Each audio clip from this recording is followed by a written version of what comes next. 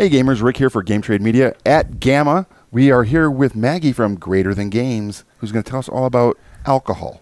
Is that right? I'm going to tell you about homebrewing. So sort of. So this is our new game. It's coming up in May. It'll release end of May, early June. It's called Homebrewers. It's a game about homebrewing beer at your county fair. Okay. You're all homebrewers competing to brew the best beer and get the best reputation and win over your judges. So basically, everyone has a different character that they can play as. Nice. Every character has their own unique backstory, and then in addition to that, they have their own unique character power that goes with their backstory. So, for example, this is Tony Hendrix. Tony Hendrix. Tony Hendrix, yeah. Which is very cool. Yep, he is the defending champion. So his player board is different. It's all unique to him. So he has different tracks for things, and his power is called Defending Champion, and it means that he can raise the quality of his lowest beer by 1 every turn if he pays $1. And this is just because Tony is a champ. He doesn't make any bad beers. Oh. All of his beers are high quality. Good for Tony. Yeah, he's really good at it. So in this game, you also have light engine building and dice trading. Okay. So you brew beer, and as you brew beer, you enhance the flavor of your beer, and you'll do that to build up your engine. So every flavor card that you can add into a beer will have something unique attached to it so that you can gain something from it. So this one will allow you to enhance the quality of your beer. So every time I brew my pear ale, I will get 1 extra quality than what I would have gotten. Nice. The quality that that determines how much you get during a round is determined by what vat you brew it in. Okay. So every player has a unique vat system because their powers work differently. So Evie O'Brien, who is a risk taker and brews a lot of very high flavored beers, has a lower quality track than Tony, our defending champion, but she can add more flavor into her beers and enhance it in different ways. Nice. So as we brew our beers, they're going to go up the quality track. We're also going to gain reputation for that. So we have mid-round scoring at Summerfest. And depending on how many players you're playing with, that'll determine how many points you get. But first player the first person who had the highest quality beer in ale would get 3 points, and then so on and so forth. Okay, cool. Yeah.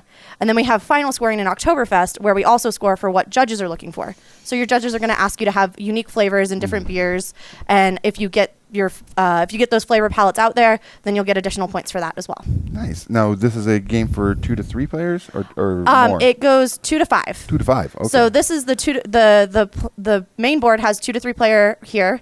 But then if you add this little token, you have a 4-player participation area. And then if you flip it over, you have your 5-player. Nice. Yeah. So it all scales for more players. I mentioned that there's dice trading in it. So in a game, you'll roll your dice, and they'll have different actions that you can take on them. And you'll trade with your other players to see how you can enhance your beers. Okay. So the actions include adding flavor to your beer, cleaning your vats, because as you brew them, they'll get dirty. Sure. Adding hops or grains to your beers, because you can brew a flavorless beer, but you cannot brew a beer without any grain in it. Right. That's just not how it works. Not at all. And then you can also brew your beers. Okay. Yeah. Very cool. So as a round of play, as an example, how would let's say 1 round?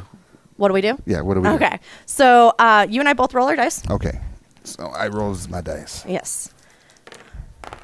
And we look to see what the calendar action is, because there is a calendar action for the month. So that one is brewing. Brew with friends. So we can all brew if you have a calendar. Okay. So I got what I consider to be the perfect dice roll. Dang it. Yeah, sorry. I'm not looking to trade, actually, because of this. Right. I don't want to trade dice because I can brew a beer, I can add grain to a beer, and I could add a flavor. Wow. Yeah.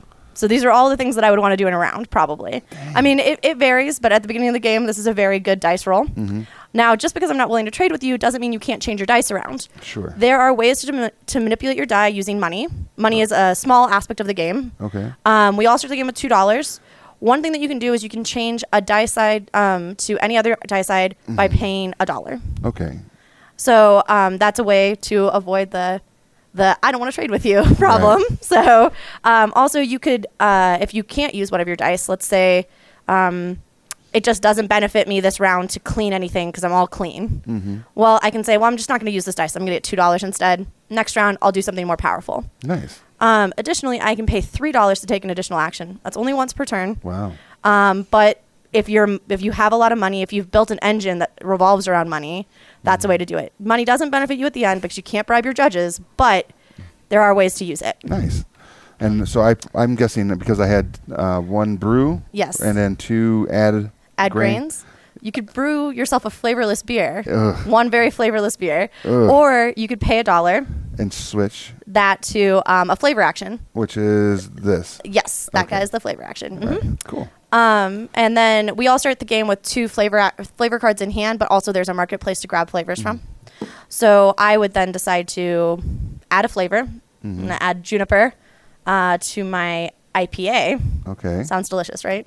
I don't know yet. You're not sure? No. And then I'm going to add a grain to my IPA, and then I'll brew. When I brew, I use the vat closest to me.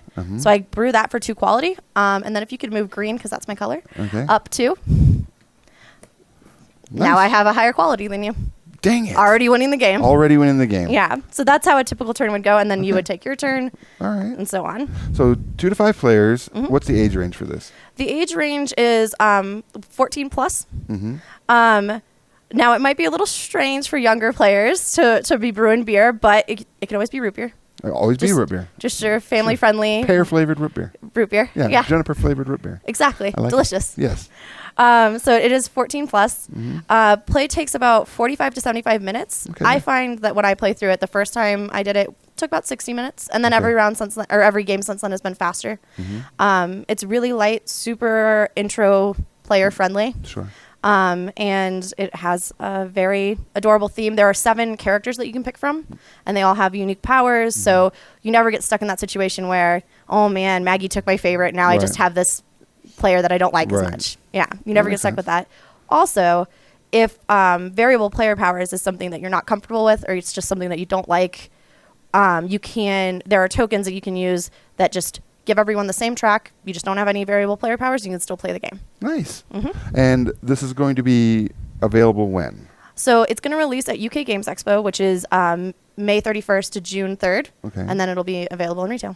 Nice. Yeah. And what's the expected price point on this? $39.95. That's not bad. Yeah. Very cool. Yep. There's lots of little bits and pieces. Yeah. Yeah, a lot of fun. If you like beer, I know a lot of our viewers, I'm guessing, do.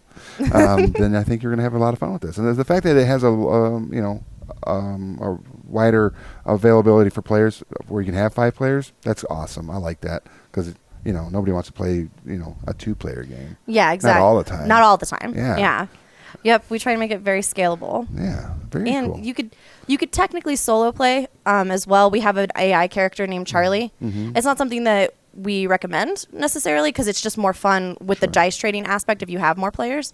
But Charlie is an AI that's built in that has his own their own deck of cards, so you could play with Charlie as well. Nice. That also helps for Johnny back there. Johnny, the solo player. The solo player. That's a superpower. He's a solo player, and he's the best. He always wins. All right. So if anybody wants to find out more about Greater Than Games and all the other cool product that you guys have, because you have some amazing other games. We do. Where can they go to find that information? So our Facebook page is always full of information. That's /Greater Than Games. So is our Twitter, which is GTG Games LLC, and our Instagram, as well as our website, greaterthangames.com. And you guys also have some live streaming that you do as well. We do, yes. We are doing some live streaming on Twitch. In fact, in April, we're really going to kick it up into high gear. So we actually have a very cool announcement happening in April. Okay. So stay tuned. So stay tuned. Very cool. Well, thank you so much for joining us today. Yep. We'll see you on the floor and at the demo night and everything, right? Oh, yeah, definitely. Perfect. Are you going to be demoing this out there? I will. Yep. Right. I've already had a lot of successful demos, and I'll be taking it around. So let's brew some beers later. Let's do it. All right. Perfect. All right, everybody. Thank you for watching. I'm Rick. This is Game Trade Media. See you at the game store.